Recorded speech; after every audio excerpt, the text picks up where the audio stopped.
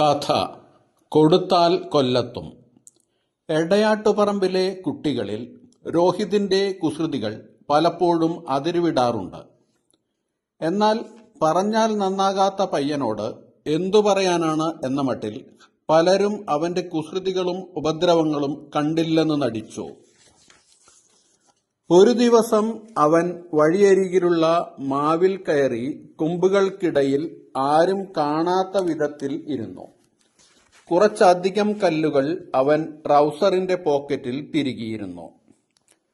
അതുവഴി പോയ രണ്ടുപേരുടെ തലയിൽ അവൻ ചെറിയ കല്ലുകൾ എറിഞ്ഞു. എവിടെ നിന്നാണ് കല്ലുകൾ വന്നതെന്നറിയാതെ രണ്ടുപേരും ചുറ്റുപാടും നോക്കിയ ശേഷം കടന്നുപോയി.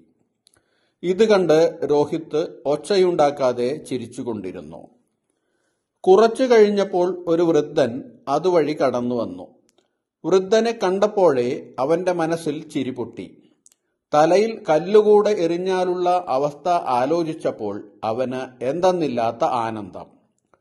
മരച്ചുവട്ടിൽ എത്തിയ ഉടനെ രോഹിത് കയ്യിലുണ്ടായിരുന്നതിൽ മുഴുത്ത കല്ല് വൃദ്ധന്റെ തലയിലിട്ടു. തല വേദനിച്ച ഉടനെ വൃദ്ധൻ താഴെ ഇരുന്നുപോയി. കുലുങ്ങിച്ചിരിക്കുന്നതിനിടയിൽ രോഹിത് കൈവിട്ട് താഴേക്ക് വീണു. വൃദ്ധന്റെ മുന്നിൽ തന്നെയാണ് അവൻ വന്നു വീണത്. അവന്റെ കൈയും കാലും നന്നായി ഉളുക്കി. ഇത് കണ്ടയുടനെ വൃദ്ധൻ എഴുന്നേറ്റ് വലിയൊരു ഇലയെടുത്ത് കുമ്പിൾ കുത്തി അടുത്തു കണ്ട കുളത്തിൽ നിന്ന് വെള്ളം ശേഖരിച്ചു കൊണ്ടുവന്ന് രോഹിതിന്റെ കയ്യിലും കാലിലും വെള്ളം തേച്ച് നന്നായി തിരുമാൻ തുടങ്ങി. കുറച്ചു സമയം കഴിഞ്ഞപ്പോൾ അവന് ആശ്വാസമായി. വൃദ്ധൻ സാവധാനം നടന്നകന്നു. താൻ ഉപദ്രവിച്ചിട്ടും തനിക്ക് വിഷമമുണ്ടായപ്പോൾ സഹായിക്കാൻ തയ്യാറായ ആ വൃദ്ധനെ അവൻ കുറ്റബോധത്തോടെ നോക്കി.